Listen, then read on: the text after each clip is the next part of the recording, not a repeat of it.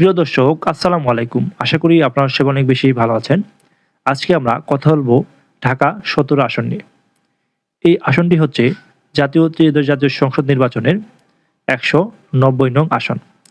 এই আসনে মোট ভোটার রয়েছে ৩,২৩,৯৩৫ জন।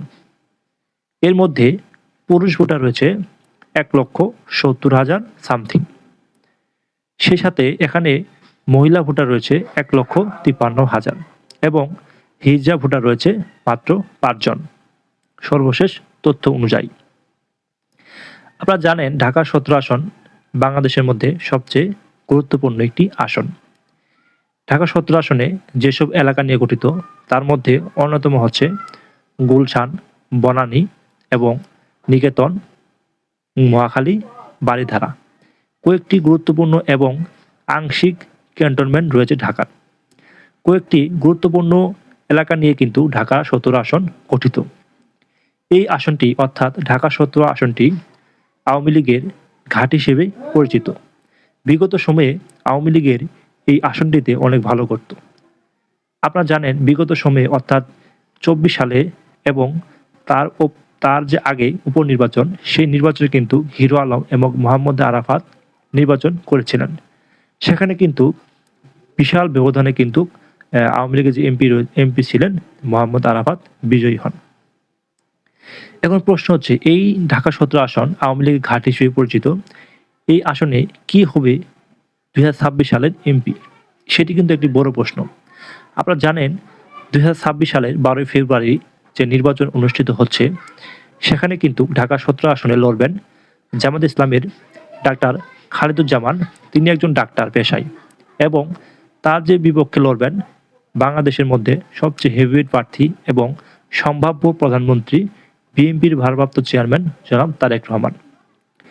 আপনারা জানেন এই আসনটি অনেক গুরুত্বপূর্ণ একটি আসন। এখানে গুলশান, বনানী, নিকেতন এবং বারিধারা, মহাখালী বাস স্ট্যান্ড সহ বাংলাদেশের বৃহত্তম যে বাস স্ট্যান্ড মহাখালী, সেটিও কিন্তু এই ঢাকা ১৭ আসনে অবস্থিত। আপনারা জানেন এই ঢাকা ১৭ আসনে এইবার যে শক্ত দুটি প্রার্থী রয়েছেন ডাক্তার খালেদুজ্জামান এবং জনাব তারেক রহমান, তারা কিন্তু এই আসনটিতে নির্বাচন করবেন এবং এই আসনে কে এগিয়ে আছেন সেটিও কিন্তু বড় প্রশ্ন এবং সাধারণ মানুষ কাকে এবার ভোট দিবেন ঢাকা ১৭ আসনে সেটি নিয়ে কিন্তু বিভিন্ন জায়গায় জল্পনা কল্পনা হচ্ছে এবং অনেকে জরিপ করছেন। সেখানে দুজন প্রার্থী রয়েছেন, দুজনই হেভিওয়েট প্রার্থী জামায়াতের এবং বিএনপির। এখন প্রশ্ন হচ্ছে, বিগত সময়ে প্রায় ১৫ থেকে ১৬ বছর জনাব তারেক রহমান দেশের বাইরে ছিলেন। সেই সাথে দেশের বাইরে থাকা অবস্থায় তিনি কিন্তু ঢাকা ১৭ আসনে মানুষের সাথে বা নিম্ন মধ্যবিত্ত এবং নিম্নবিত্ত যে পরিবারগুলো রয়েছে তাদের সাথে কিন্তু যোগাযোগ ব্যবস্থা রাখতে পারেনি।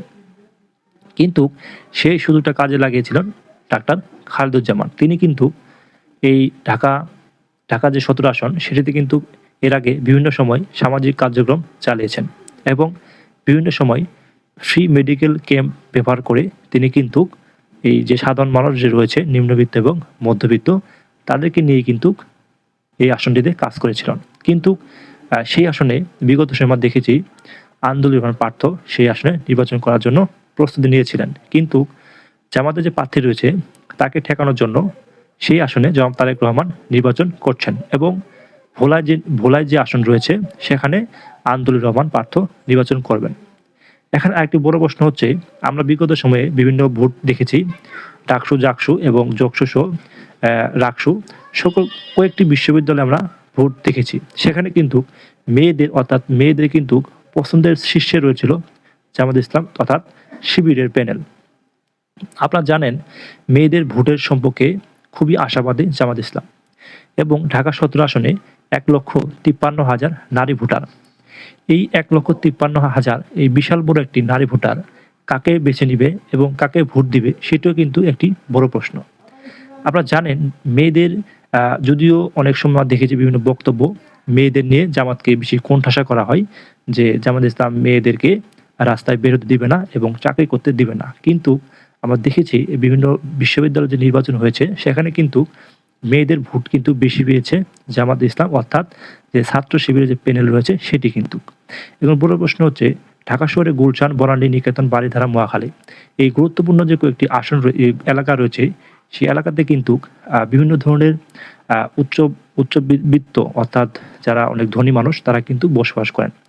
তারা কিন্তু সবসময় চায় একটা নিবিড় একটি পরিবেশ যেখানে হোলাহুল থাকবে না, কোলাহল থাকবে না। সেই সাথে চাঁদাবাজি, মারামারি থাকবে না। কিন্তু জামাতের রাজনীতি সেটি কিন্তু একদমই আওয়ামী লীগ, বিএনপি এবং আওয়ামী লীগ থেকে ভিন্ন। তারা সবসময় হয়তোবা ইসলামের কথা বলে কিন্তু মারামারি, হাঙ্গামা কম করে।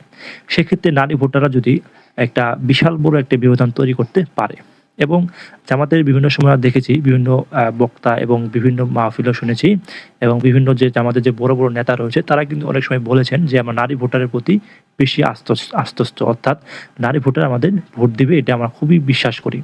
এই যে বিশাল বড় এক নারী ভোটার যে রয়েছে ১,৫৩,০০০ এই ভোটাররা যদি পরিবর্তন দেখতে চায় তাহলে এই আসনে কিন্তু তারেক রহমানের থেকে কিন্তু ডাক্তার খালেদুজ্জামান অনেক এগিয়ে থাকবে। এখন বড় প্রশ্ন হচ্ছে এই আসনে এই সুষ্ঠুভাবে ভোট হবে কিনা সেটাও কিন্তু বড় প্রশ্ন। এখানে দেখতে পাচ্ছি আমরা যে জামাতের যে প্রার্থী রয়েছে তিনি কিন্তু অভিযোগ করেছেন তারেক রহমানকে বিভিন্ন প্রোটোকল দেয়া হচ্ছে এবং সেই প্রোটোকল দিয়ে প্রোটোকলের মাধ্যমে কিন্তু তিনি কিন্তু সুষ্ঠুভাবে কিন্তু প্রচারণা চালিয়ে যাচ্ছেন এবং তিনি সাধারণ মানুষের সাথে কানেক্ট হচ্ছেন।